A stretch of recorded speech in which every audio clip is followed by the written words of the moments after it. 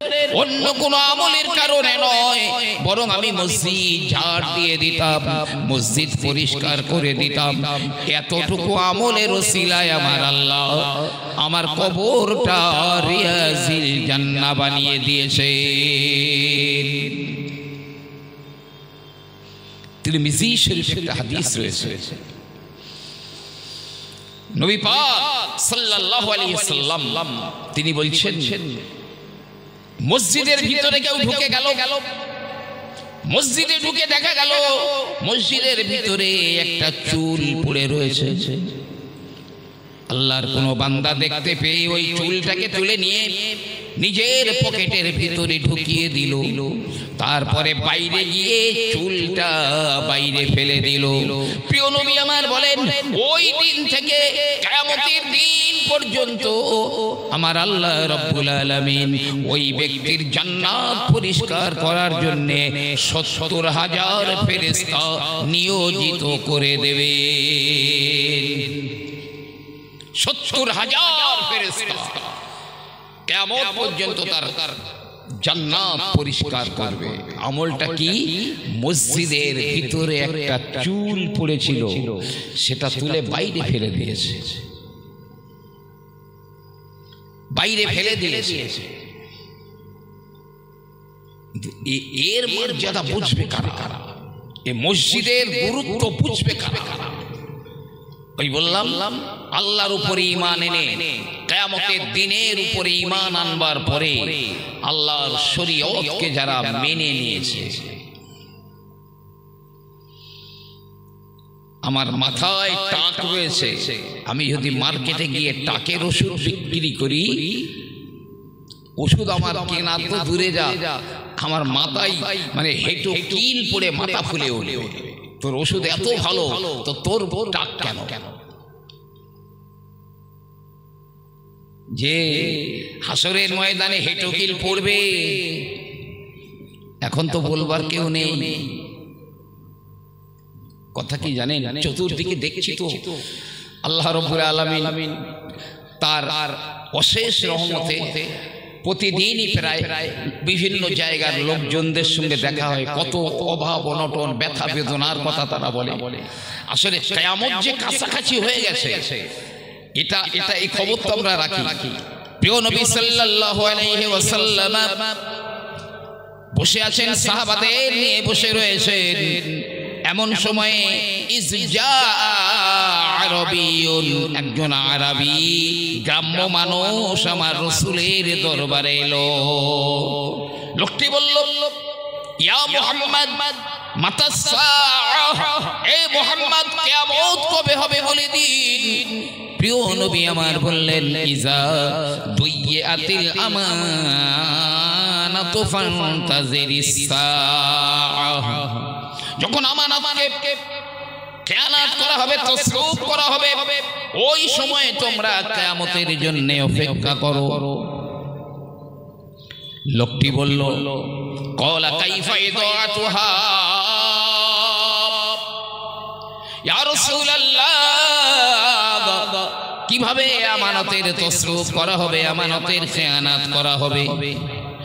নবী আমার বললেন, ইজা উসফিদাল আমরু ইলা গায়রি আহলিহি ফান্তাজিরিস সাআহ, যখন সমাজের বড় বড় দায়িত্বপূর্ণ কাজগুলো অযোগ্য মানুষদের ঘাড়ে চাপিয়ে দেওয়া হবে, যে যে কাজের যোগ্য নয় সেই কাজ তার ঘাড়ের উপরে যখন চাপিয়ে দেওয়া হবে, আমার রাসূলুল্লাহ বলেন, তখন তোমরা কিয়ামতের জন্য অপেক্ষা করো।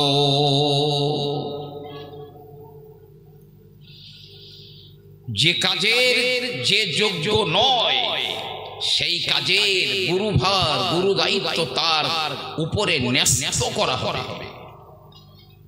তখনই আমানতের খেয়ানত হবে। আর কিয়ামতের জন্য তখন অপেক্ষা করো। মসজিদটাকে চাই মনে করবেন না, মসজিদ আল্লাহ রাব্বুল আলামিনের সাজদা করবার জায়গা, আল্লাহু আকবার বলে মানুষ সাজদা করবে। এই মসজিদের প্রাণ রয়েছে, এর প্রাণ আছে। কিয়ামতের দিনে এই মসজিদ কথা বলবে, কথা বলবে। সিংহায় ফুৎকার দেওয়া হবে, বাঁশিতে ফুৎকার দেওয়া হবে। আমার আল্লাহ রাব্বুল আলামিন একটা বাঁশি বানিয়েছেন, ওই বাঁশির 4টে শাখা রয়েছে। একটা শাখা 7 আসমানের উপরে, আর একটা শাখা 7 জমিনের নিচে, আর একটা শাখা সূর্য উদয় স্থলে, আর একটা হলো সূর্য অস্ত স্থলে। আর দুনিয়াতে জীবন পথে তাতে ছিদ্র রয়েছে। নবীদের জন্য একটা আলাদা ছিদ্র, জিনদের জন্য একটা আলাদা ছিদ্র, মানব জাতির জন্য আলাদা ছিদ্র, সাপদের জন্য একটা আলাদা, বিছের জন্য আলাদা, কীট পতঙ্গের জন্য আলাদা, পাখিদের জন্য আলাদা। 70 প্রকারের ছিদ্র থাকবে বা পথ থাকবে। সব ধ্বংস হয়ে যাবে। প্রথমে হালকা হালকা বাঁশির আওয়াজ হবে, মানুষ ওই বাঁশির সুরে, মানুষ বাঁশির সুরে তারা মুগ্ধ হয়ে যাবে, দৌড়দৌড়ি করবে। এত সুন্দর বাঁশির আওয়াজ কোথা থেকে আসে? কিন্তু বেলা যত বাড়বে বাঁশির আওয়াজ তত বাড়বে। বাঁশির আওয়াজ এমন পরিমাণ বেড়ে যাবে, মানুষদের কলিজা ফেটে বাষ্প হয়ে তারা মারা যাবে, জীব জন্তুদের কলিজা বাষ্প হয়ে মারা যাবে।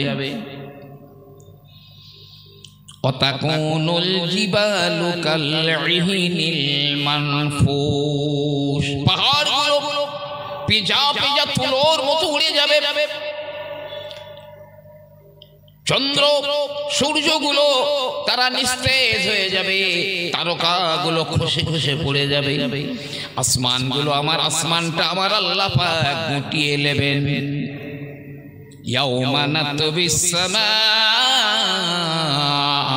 কাতাইয়িস সিজিল্লি লিল কুতুব, ওই দিনে আমার আল্লাহ আসমান গুটিয়ে নেবেন, যেমন কিতাবের পৃষ্ঠাগুলো গুটিয়ে নেওয়া হয়। জমিন ধ্বংস হয়ে যাবে, পাহাড় ধ্বংস হয়ে যাবে, সমুদ্র ধ্বংস হয়ে যাবে, গাছপালা ঘর বাড়ি কিছুই থাকবে না।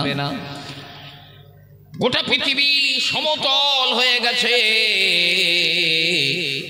তবে মসজিদ আর মাদ্রাসাগুলো ধ্বংস হয় না।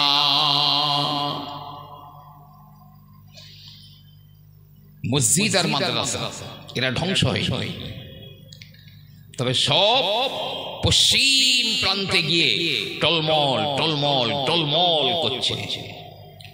এমনকি মসজিদে নববী শরীফটাও তার আপন জায়গাতে থাকবে না, পশ্চিম প্রান্তে গিয়ে টলমল টলমল করবে। রব্বুল আলামিন জিবরিল আমিনকে বলবেন, জিবরিল পৃথিবীর সব ধ্বংস হয়ে গেল, কিন্তু মসজিদ আর মাদ্রাসাগুলো ধ্বংস কেন হলো না? যাও একবার জিজ্ঞাসা করো। হযরতে জিবরিল আমিন আলাইহিস সালাম তিনি এলেন, বললেন, এই মসজিদ, এই মাদ্রাসা কেন তোরা ধ্বংস হলি না? আমার আল্লাহ রাব্বুল আলামিন কোরআনুল কারীমে বলেন, কুল্লু মান আলাইহা ফান ওয়া ইয়াবকা ওয়াজহু রাব্বিকা যুল জালালি ওয়াল ইকরাম। সব ফানা হয়ে যাবে, থাকবে যুল জালালি ওয়াল ইকরাম, আল্লাহ রাব্বুল আলামিন থাকবেন।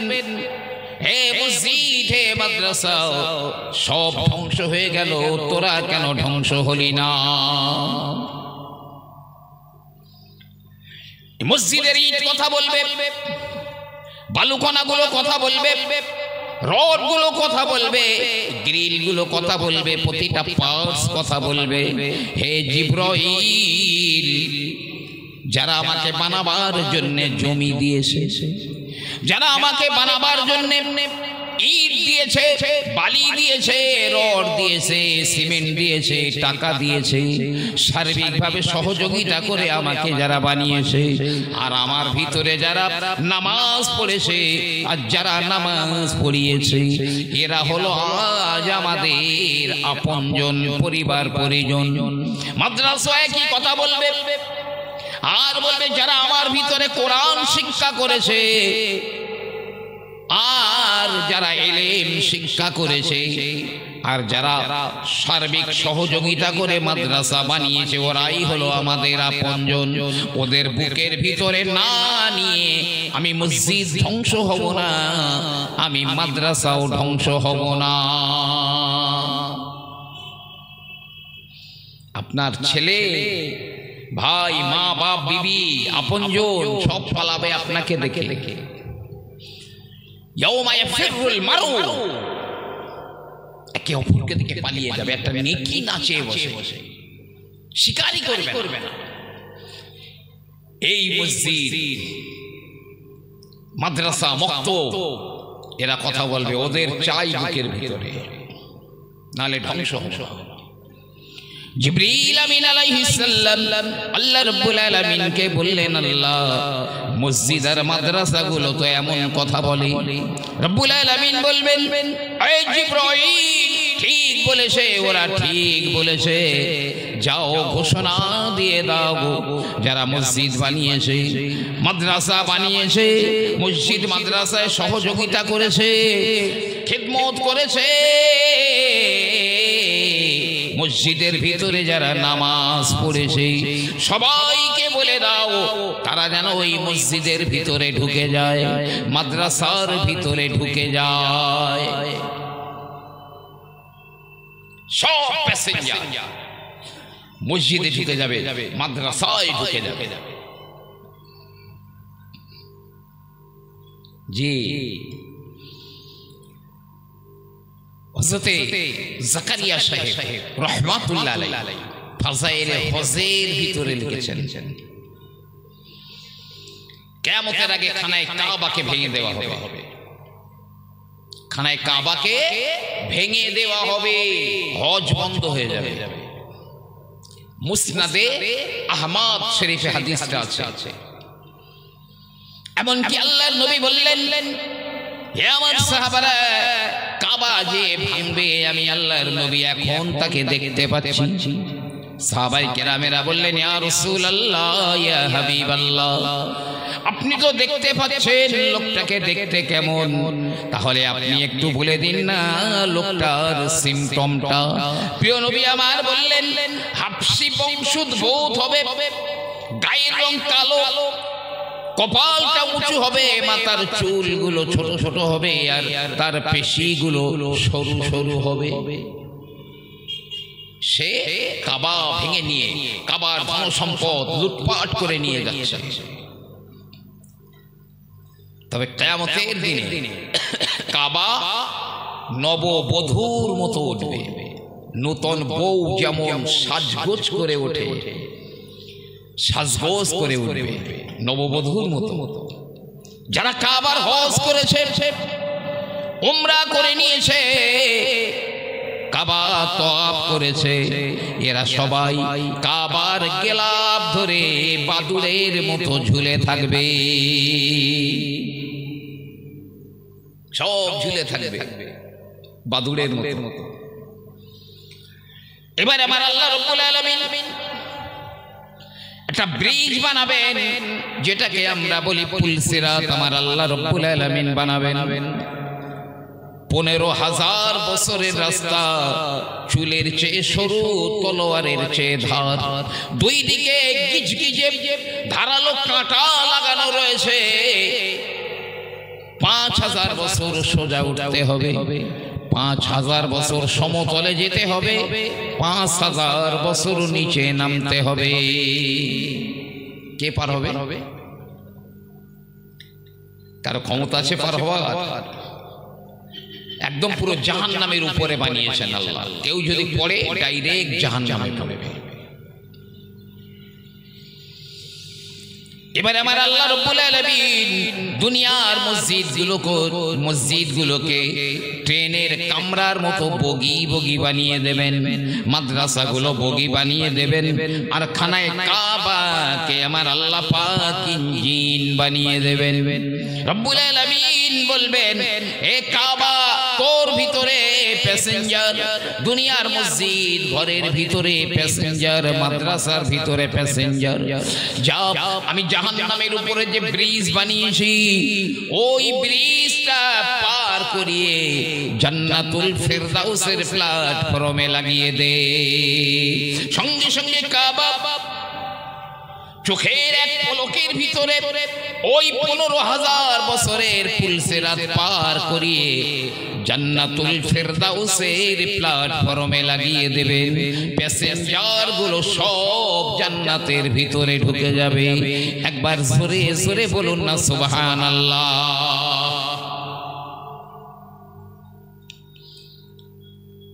যে বেনামাজিরা পারবে, ওর ভিতরে নামাজ পড়তে হবে, নামাজ পড়া শর্ত।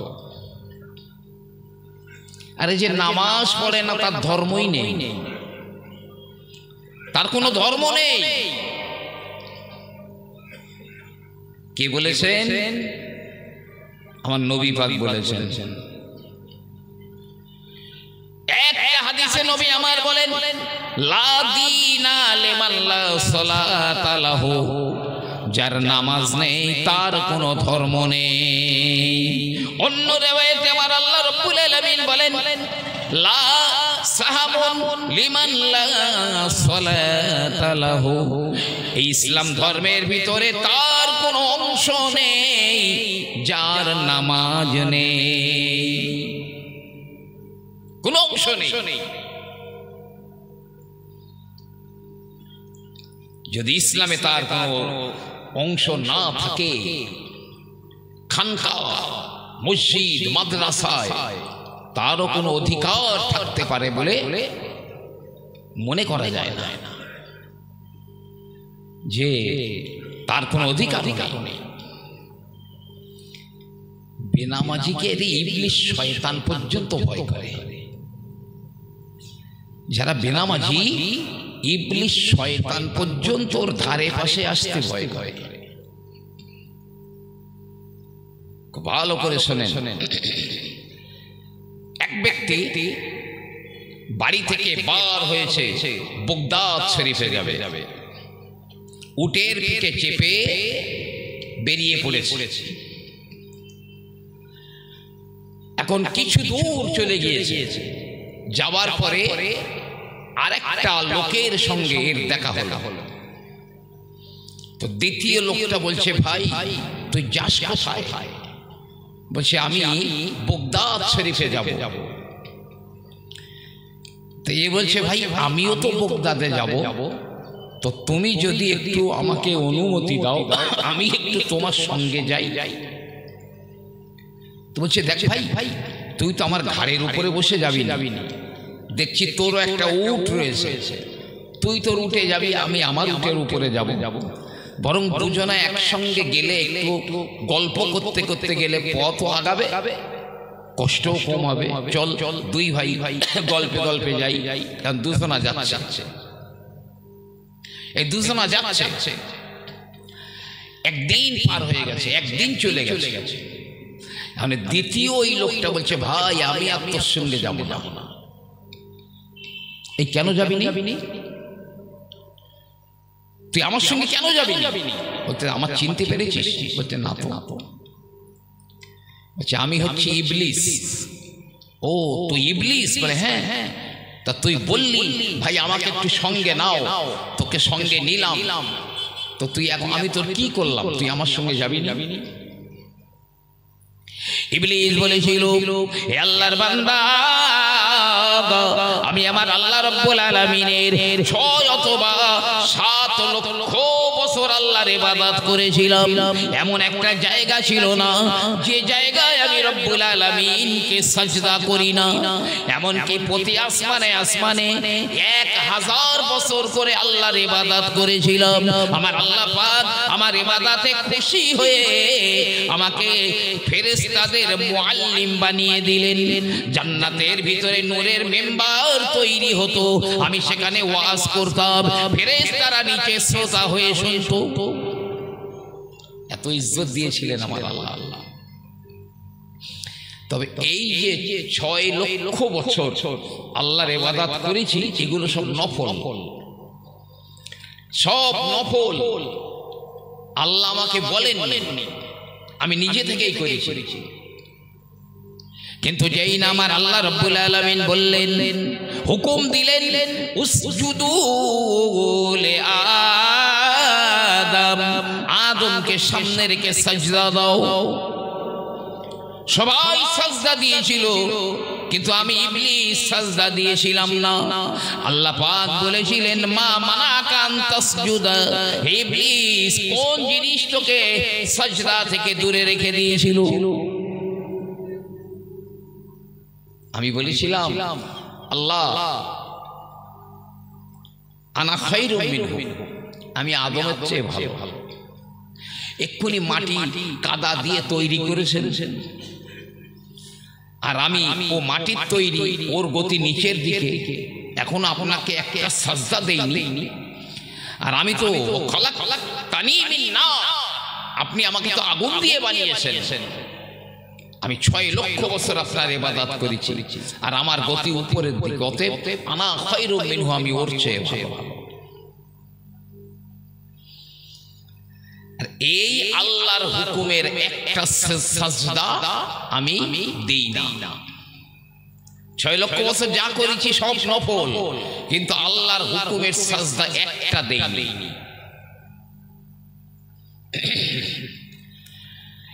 হে আল্লাহর বান্দা, আল্লাহর হুকুমের একটা সাজদা না দেওয়ার কারণে আমার 6 লক্ষ বছরের ইবাদত বরবাদ হয়ে গেল। আমি মালউন মারদুদ জাহান্নামী শয়তান হয়ে গেলাম। শোন, তোর সঙ্গে আমি আজ সারা দিনটা ছিলাম। আমার আল্লাহ রাব্বুল আলামিন সারা দিনে তোর উপরে 5 ওয়াক্তের নামাজ ফরজ করে দিয়েছেন।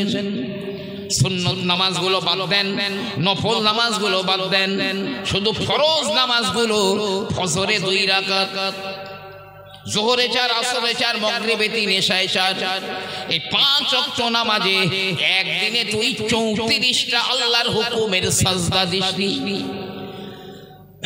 আল্লাহর হুকুমের 34টা সাজদা তুই একদিনে দিসনি।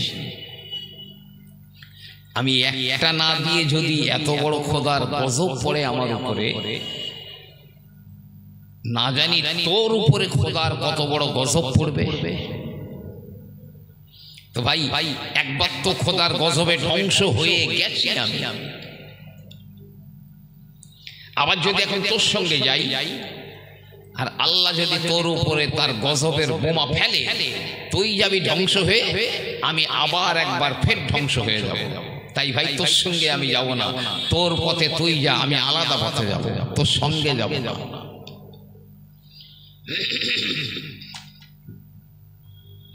এদেরকে যদি মনে করি আমাদের কর্ণধার, তাহলে খবর আছে। কুফরি কার্যে কেউ যদি সহযোগিতা করে, সহমত পোষণ করে, তাহলেও সেও কাফের। কাফেরি কার্যে সন্তুষ্ট থাকলে সেও কাফের। আর রেদাও বিল কুফরে, কুফরন মানে কুফরি কার্যে কেউ যদি সন্তুষ্ট হয়, সেটাও কুফরি কাজ। আল্লাহ নবী বলেন, আল ফারাকু বাইনাল মুমিনি ওয়াল কাফির সালাত, কে ঈমানদার আর কে ঈমানদার নয়, এই দুটোর মাঝখানে তফাত করে দেবে নামাজ। ঈমানদারেরা নামাজি হয়, আর বেনামাজিরা ঈমানদার হয় না। এই হাদিস দ্বারা এটাই বোঝা যায়। প্রিয় নবী আমার বলেন, লাকাদ হামামতু আন আমুরা ফিতিয়াতি,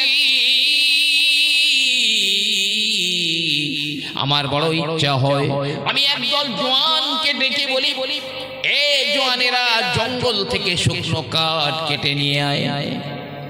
আর মুয়াজ্জিনকে বলি আযান দাও। মুয়াজ্জিনের আযান শুনে যারা নামাজের জন্য হাজির হলো না, আমি রাসূল আমার বড় ইচ্ছা হয় ওই কাঠগুলো দিয়ে ওদের ঘর বাড়িগুলো জ্বালিয়ে পুড়িয়ে সারখার করে দিই। আমার খুব ইচ্ছা হয় ওদের ঘর বাড়িগুলো জ্বালিয়ে দিই, কিন্তু ওদের বাড়ির শিশুরা রয়েছে, নারীরা রয়েছে, এই কারণে আমি নবী ওদের ঘর বাড়িগুলো পুড়িয়ে দিতে পারলাম না। তবে নবী পাকের খুব ইচ্ছা ছিল ওদের ঘরগুলো পুড়িয়ে দেবে। মনে রাখবেন কিয়ামতের দিনে আমার আল্লাহ রাব্বুল আলামিন যখন আপনাকে ডাকবেন, আপনাকে একা ডাকবেন না। ইয়াউমা নাদউ বিইমামিহিম, কিয়ামতের দিনে এই মানুষগুলোকে তাদের ইমাম সহ ডাকা হবে। ইমাম সঙ্গে করে নিয়ে তবে রব্বুল আলামিনের দরবারে আসতে হবে। আল্লাহ পাক বলেন আমি ইমাম সহ, ইমামের সঙ্গে ওদের ডাকবো। ইমাম আসবে, কিয়ামতের মাঠে আল্লাহর আরশের ছায়ায় 7 প্রকার মানুষেরা জায়গা পাবে। তার মধ্যে প্রথম নাম্বার হচ্ছে ইমামুন আদিলুন, ন্যায় পরায়ণ ইমাম। বাদশা হতে পারে, প্রধানমন্ত্রী হতে পারে, মসজিদের ইমামও হতে পারে।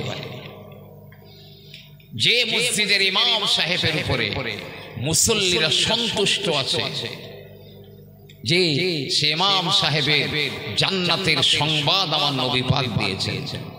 মুয়াজ্জিনরা হলো, প্রিয় নবী আমার বলেন, মুয়াজ্জিনরা হলো আমার আল্লাহ রাব্বুল আলামিনের ঘোষক। আল্লাহ রাব্বুল আলামিনের ঘোষণা দেয় আমার আল্লাহর দিকে। আল্লাহর নবী বলেন, কোন মানুষ যদি 7 বছর নেকি পাওয়ার আশায় মসজিদে আযান দেয়, আমি রাসূলুল্লাহ ওই মুয়াজ্জিনের জান্নাতের দায়িত্ব নিয়ে নিলাম। হাসর ময়দানে এই মুয়াজ্জিনরা থাকবে কোথায়? মিশকের টিলার উপরে, মিশকাম্বার তার টিলার উপরে দাঁড়িয়ে থাকবে, তার বসে থাকবে, দাঁড়িয়ে থাকবে, আরাম করবে। হাসর ময়দানে তখন মানুষ বড় পেরেশানির ভিতরে রয়েছে। আলেম, হাফেজ, মুয়াজ্জিন এদের যথাযথ সম্মান দেখাবেন। জি হ্যাঁ, প্রিয় নবী আমার বলেন, মান তাকাল্লামা বিকালামিদ দুনিয়া ইনদা খামসাতা মাওয়াদিন আহাবাতাল্লাহু আমালাহু 70 সানা ওয়া ফি রিওয়ায়াতিন 40 সানা। নবী আমার বলেন, দুনিয়ার এমন 5টা জায়গা রয়েছে যে 5 জায়গায় যদি দুনিয়ার কোনো কথাবার্তা বলে কেউ, তাহলে তার যে আমল আল্লাহর দরবারে কবুল হয়ে গেছে, কবুল হয়ে যাবে 70 বছরের, অন্য রিওয়ায়াতে 40 বছরের ইবাদত বন্দেগী গুলো বরবাদ হয়ে যাবে। 5টা জায়গা যদি সেখানে দুনিয়াদারির কথাবার্তা বলে, যে 1 নম্বরে প্রিয় নবী আমার বললেন, ফি মাজালাসাতিল উলামা, আলেমদের মজলিসে, যে মজলিসে আলেমরা থাকে, আলেম থাকে, ওই মজলিসে দুনিয়ার কোনো কথা তুমি বলতে যেও না। দুনিয়ার কথা যদি বলো 70 বছরের কবুল হওয়া আমল বরবাদ হয়ে যাবে। আজকে এই আলেম ওলামাদের কত মানুষ গালিগুলুজ করছে, কত মানুষ নিন্দা মন্দ করছে, কি কুৎসিত ভাষায় তাদের আক্রমণ করছে। কোরআনের হাফেজ যারা, কোরআনের হাফেজদেরকেও তুচ্ছ তাচ্ছিল্য করা হয়, তাদেরকে চোখ রাঙানো হয়, তাদের নামে নিন্দা মন্দ করে তাদের পিছনে গীবত গিল্লা করা হয়। অথচ শুনে রাখুন, আমার আল্লাহ রাব্বুল আলামিন হাফেজে কোরআনদের জন্য কত বড় সম্মান দিয়েছেন। আমার রাসূলুল্লাহ বললেন, ইন্না ফিল জান্নাতে নাহারন ইসমুহু রায়্যান, জান্নাতের ভিতরে আমার আল্লাহ পাক একটা নদী বানিয়েছেন, ওই নদীটার নাম হলো রায়্যান।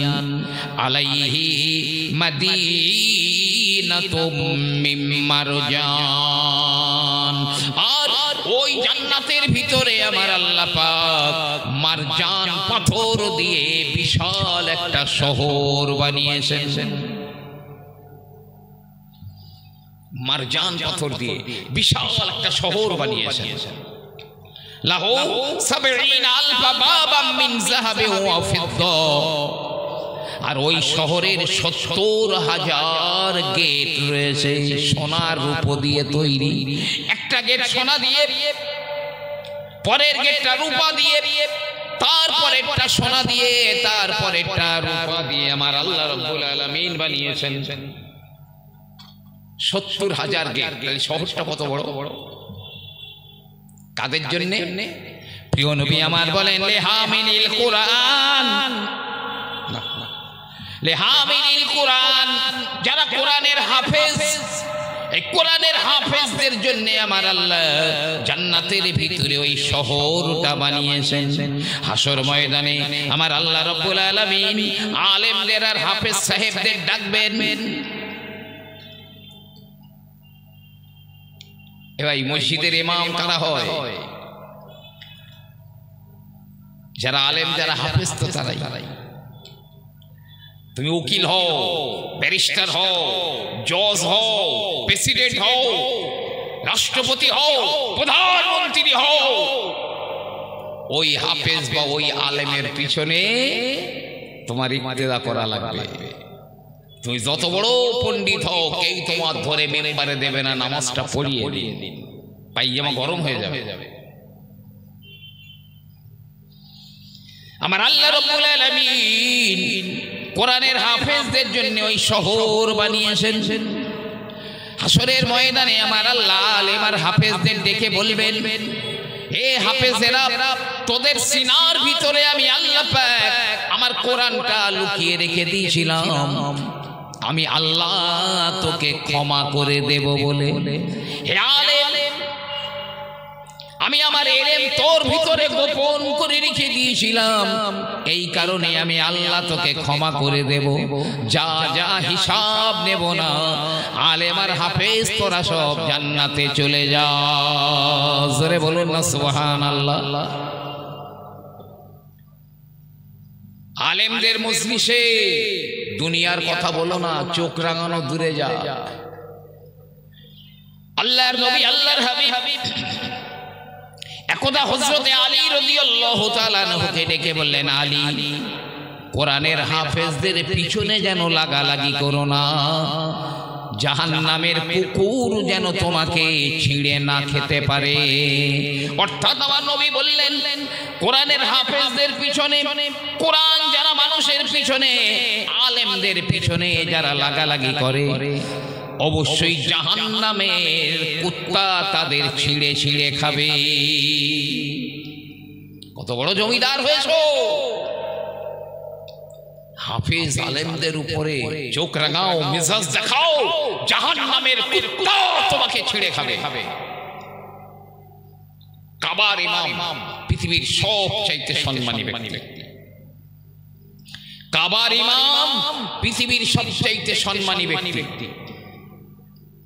আর নবী পাক বলেছেন, আল মসজিদু জুজউম মিনাল কাবা, দুনিয়ার মসজিদগুলো খানায় কাবার ব্রাঞ্চ বা শাখা।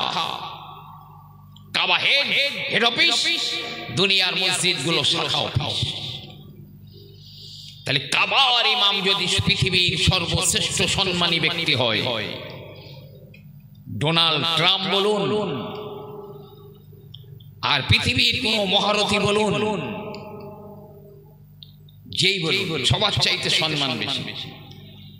তো কাবার ইমাম যদি পৃথিবীর সবচাইতে সম্মানী ব্যক্তি হয়, তাহলে এই মসজিদ কাবার ব্রাঞ্চ, এই মসজিদের ইমাম সাহেব এই মহল্লায় যত মানুষ আছে মসজিদের আন্ডারে, তাদের মধ্যে সবচাইতে সম্মানী ব্যক্তি হলেন ইমাম সাহেব।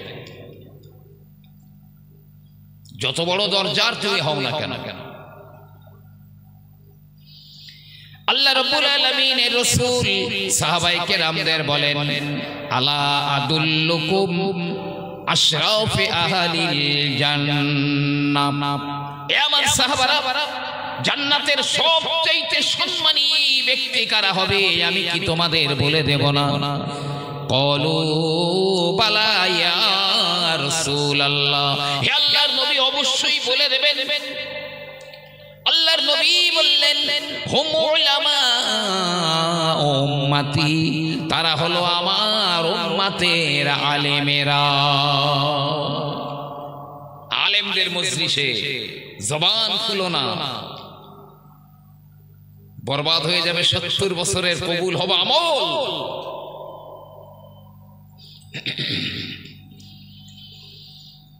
হাদিস ভাগে আছে, মান সাল্লা খালফাল আলিমিন ফাকান্নামা সাল্লা খালফান নবিয়্যি, কেউ যদি কোনো আলেমের পিছনে নামাজ পড়ে ও যেন কোনো নবীর পিছনে নামাজ পড়ল। মান যারা আলিমান, কেউ যদি কোনো আলেমের সাথে দেখা করে ফাকান্নামা যারা নবিয়্যা, ও যেন কোনো নবীর সঙ্গে দেখা করলো।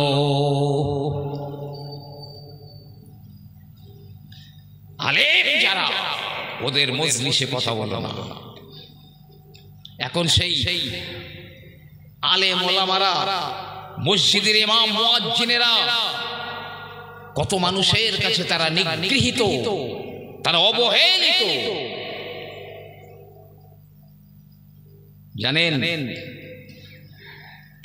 আমি আপনাদের একটা কথা বলছি, কথাটা একটু মন দিয়ে খেয়াল করে শুনবেন। আমি বলিনি, দেওবন্দ মাদ্রাসা, দেওবন্দ দারুল উলুম দেওবন্দের ফতোয়া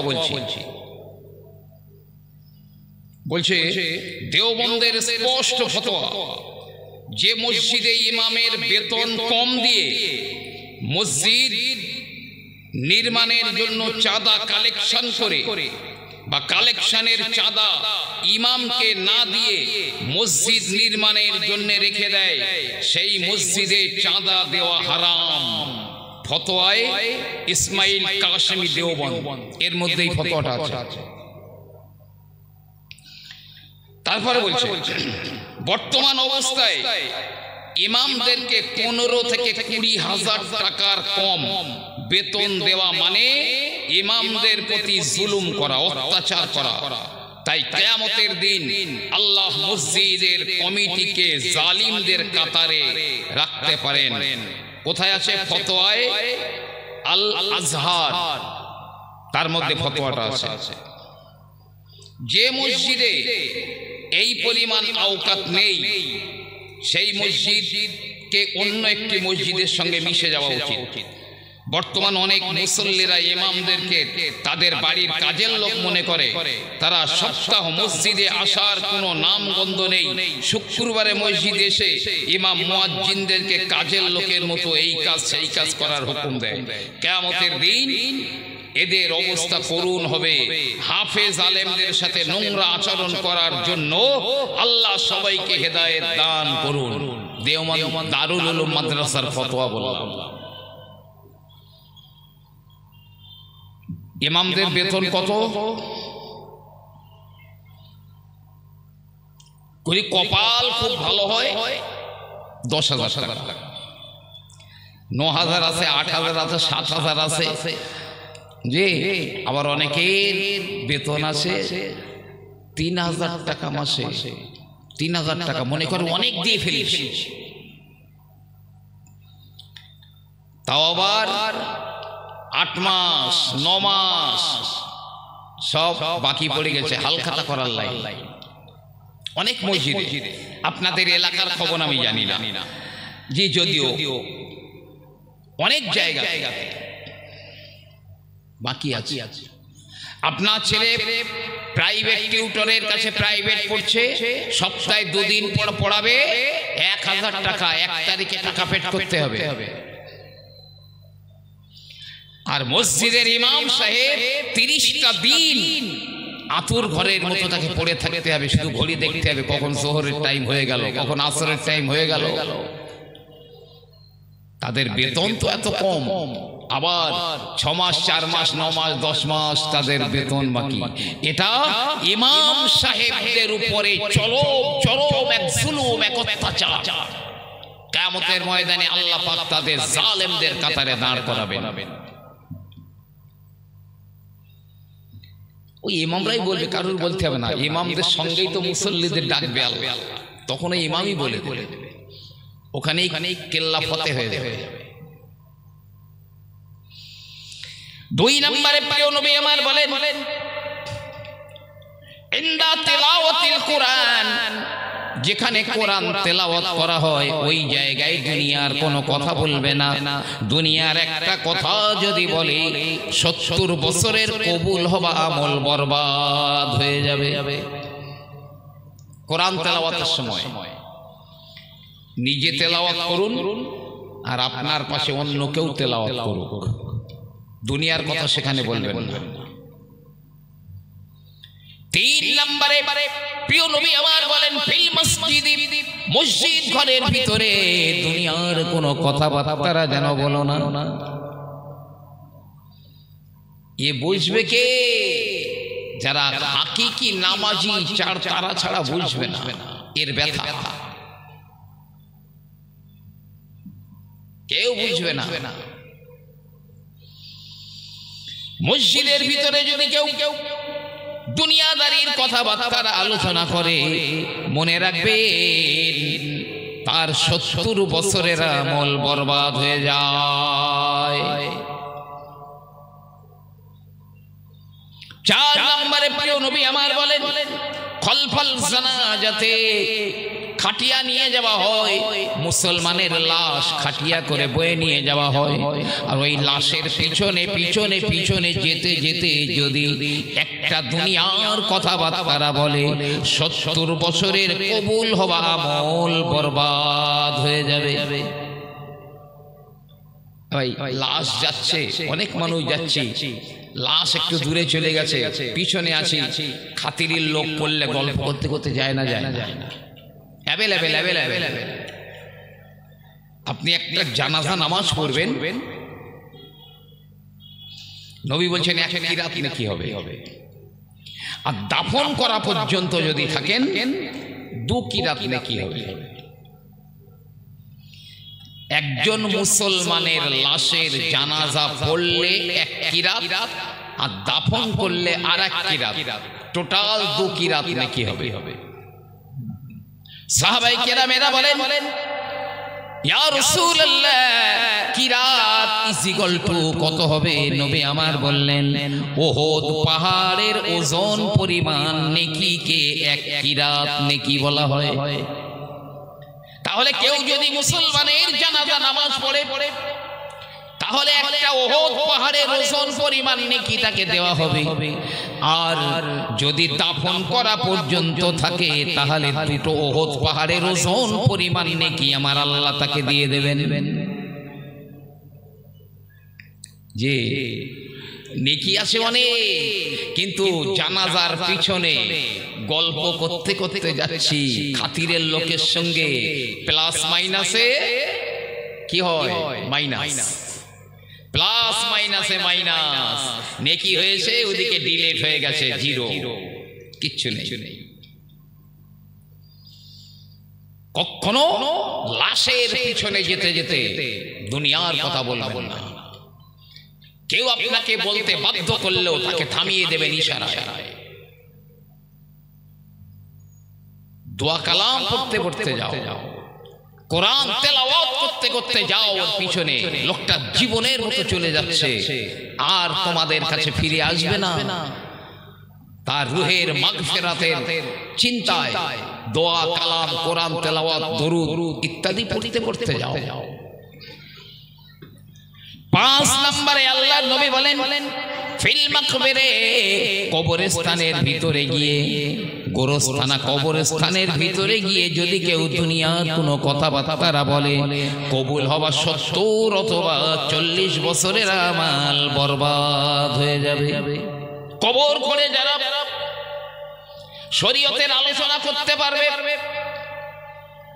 হাদিস কোরআনের কথা আলোচনা করতে পারবে, মসলা মসাইলের কথা আলোচনা করতে পারবে, কবর খুঁড়ছে কবর সংক্রান্ত কথা আলোচনা করতে পারবে, কিন্তু দুনিয়ার কোনো কথা আলোচনা করতে পারবে না।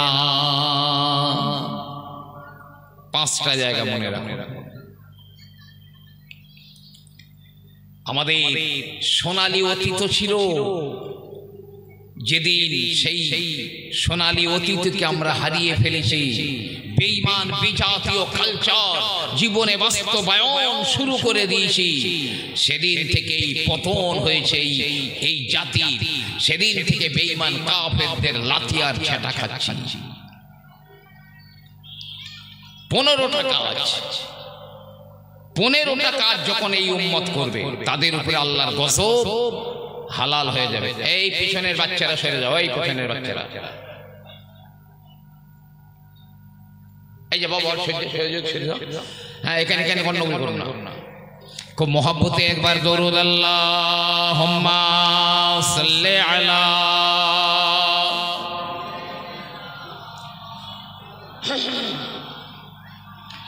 ওয়ালা আলি সাইয়্যিদিনা।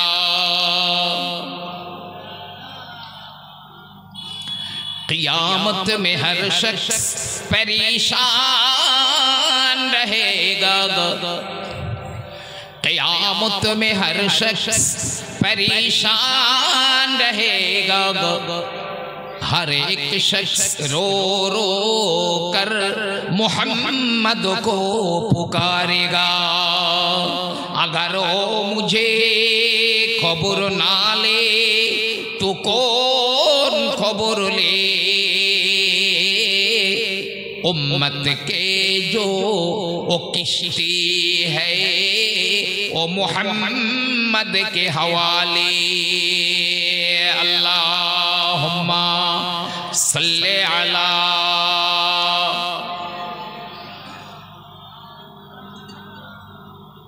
वअला आले सय्यिदिना।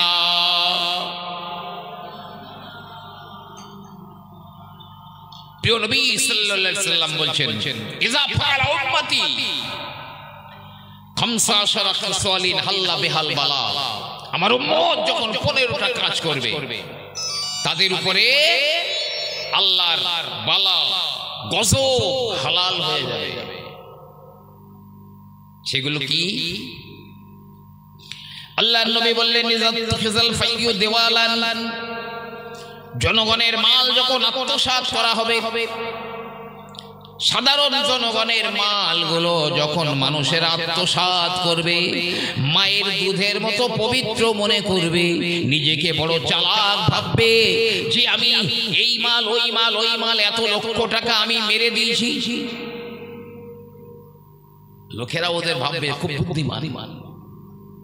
ওয়ালা আমানাতু মাগরামান, আমানাত যখন খেয়ানাত করবে, আমানাতের যখন খেয়ানাত করা হবে। একটা খেয়ানাত সম্পর্কে বলিছি আমি, সমাজের যে বড় বড় দায়িত্বপূর্ণ কাজগুলো অযোগ্য মানুষদের ঘাড়ে চাপিয়ে দেওয়া হবে। হ্যাঁ, কত জায়গায় আছে নিরেট গোয়ান, হ্যাঁ, নাম সই করতে বললে হাত এইরাম কাঁপে, কলমের নিব বেঁকে যায়। বড় বড় স্কুলের বড় বড় নেতা, মাদ্রাসার দায়িত্বশীল ব্যক্তি যিনি, তিনি দাঁড়িয়ে প্রস্তাব করেন, এমন কোন পাপ নেই যে পাপ করে না। ধূমপান করে, মদ খায়, গাঁজা খায়, জিনা করে, ব্যভিচার করে, মানুষের হক মারে, এমন মানুষগুলো মসজিদ বা মাদ্রাসা বড় বড় স্কুল এর দায়িত্বপূর্ণ কাজে তাদেরকে নিয়োগ দেওয়া হয়, এটা একটি বড় খেয়ানাত। যাকাত মাগরামান, যাকাত দেওয়াটাকে মানুষ যখন জরিমানা মনে করবে, যাকাত দেওয়াটাকে জরিমানা দেওয়া মনে করবে। 2 লাখ টাকা যাকাত হয়েছে, 50,000 টাকার কাপড় কিনে বস্ত্র কিনে বিতরণ করলো, অমুক যাকাত দিয়েছে এত মাল, এখনো 1.5 লাখ টাকা যাকাত বাকি, কে দেবে? প্রিয় নবী আমার বলেন, কেউ যদি যাকাত অস্বীকার করে, যাকাত দেওয়াটা বন্ধ করে দেয়, তার বাড়ি থেকে যাকাতের মালটা চোর করে কেড়ে নিয়ে এসো, ছিনিয়ে আনো। আর আপামার জনগণকে বলেছে তোমরা ওর বাড়ি থেকে ওই যাকাতের মাল কেড়ে আনতে সহযোগিতা করো, গুনাহ হবে না। আল্লাহর নবীর ইন্তেকালের পরে একদল মানুষেরা যাকাত অস্বীকার করেছিল। হযরতে আবু বকর সিদ্দিক রাদিয়াল্লাহু তাআলা আনহু তিনি তাদের বিরুদ্ধে জিহাদ ঘোষণা করেছিলেন। এই যাকাত দেওয়াটাকে জরিমানা দেওয়া মনে করবে, কত মানুষ দেয় না। ধর্মীয় শিক্ষা মানুষ শিখবে, তবে অন্য কোন নিয়তে, আল্লাহর রিজামন্দির নিয়তে নয়, দিনের জন্য নয়, অন্য কোন নিয়তে ধর্মীয় জ্ঞান তারা অর্জন করবে, অথবা ধর্মীয় জ্ঞানের প্রতি তাদের অনীহা দেখা দেবে। আরে মাদ্রাসায় পড়ে কি হবে? মোল্লার দত্ত মসজিদ পর্যন্ত জি ধর্মীয় শিক্ষার প্রতি অনীহা।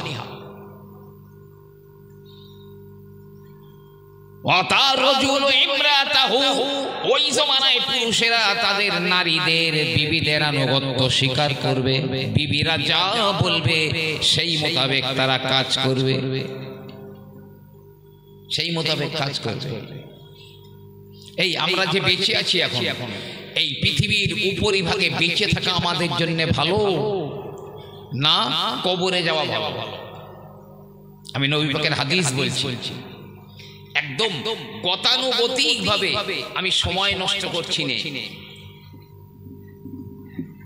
আল্লাহর নবী আল্লাহর হাবিব বলেন, ইজা কানা উমারুকুম খিয়ারুকুম, যখন তোমাদের নেতৃবৃন্দরা, যারা সমাজে নেতৃত্ব দেবে, তারা যখন চরিত্রবান হবে, চরিত্রবান হবে, ঘুষ খাবে না, সুদ খাবে না, জনগণের টাকা মারবে না, সরকারি টাকা পয়সা তসরুফ করবে না, জেনা করবে না, ব্যভিচার করবে না। যখন তোমাদের নেতৃবৃন্দরা সৎ চরিত্রের হবে, চরিত্রবান হবে, আর কি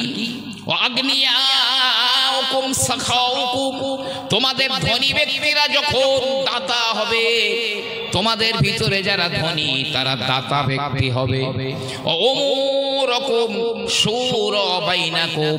তোমরা যখন কোনো কাজ করবে, সমাজের কাজ, বাড়ির কাজ, মসজিদের কাজ, মাদ্রাসার কাজ, খানকার কাজ, যখন তোমরা কোনো কাজ করবে, তখন এক জায়গায় বসে যুক্তি পরামর্শ করে কাজটা তোমরা করবে। তখন নবী আমার বলেন, ফাজহারুল আরদে খায়রুল লাকুম মিন বাতনিহা, ওই সময় কবরে যাবার চাইতে জমিনের উপরে বেঁচে থাকা তোমাদের জন্য ভালো। কবরে যাওয়ার চেয়ে জমিনের উপরে বেঁচে থাকা ভালো। আরে নেতা দেখবেন, হযরত ওমর রাদিয়াল্লাহু আনহু সন্ধ্যার পরে একটা বাতি জ্বালিয়ে সরকারি হিসাব করছেন, সরকারি কাজ করছেন, তিনি খলিফা। বাইরে একজনা ডাক দিল, হযরত ওমর বললেন, কে? বলছে, আমি আলী। কেন এলে? আপনার সঙ্গে একটু দেখা করার জন্য এসেছি। হযরত ওমর বললেন, সরকারি কোনো কাজে এসেছো না আমার সঙ্গে ব্যক্তিগতভাবে কোনো দেখা সাক্ষাৎ করার জন্য এসেছো? হযরতে আলী রাদিয়াল্লাহু তাআলা আনহু বললেন, ইয়া আমিরাল মুমিনিন, সরকারি কোনো কাজে নয়, আমি ব্যক্তিগতভাবে আপনার সঙ্গে দেখা করার জন্য এসেছি। ওমর বললেন, ঢুকে যাও ঘরে। হযরতে আলী যেই ঘরে ঢুকলেন, হযরতে ওমর ওই বাতিটা নিভিয়ে দিলেন। যে বাতি জ্বলছিল বাতিটা নিভিয়ে দিয়েছেন। হযরতে আলী বললেন, ইয়া আমিরাল মুমিনিন, ইয়া খলিফাতাল মুসলিমিন, মেহমান আসলে তো আলো জ্বালায়, বাতি জ্বালায়, আর আমি এলাম, আপনি কেন বাতিটা নিভিয়ে দিলেন? হযরত ওমর বললেন, আলী, সরকারি তেলে এই বাতি জ্বলছিল আর আমি সরকারি কাজ করছিলাম, কিন্তু তুমি আমার সঙ্গে ব্যক্তিগতভাবে দেখা করার জন্য এসেছো। যদি তোমার সঙ্গে আমার দেখার কথাবার্তা ওই সরকারি তেলের বাতিতে হয়, ওমরকে রব্বুল আলামিনের দরবারে হক মারার কৈফিয়ত দেওয়া লাগবে। তাই যেহেতু সরকারি বাতির আলো জ্বলছিল, আমি নিভিয়ে দিলাম।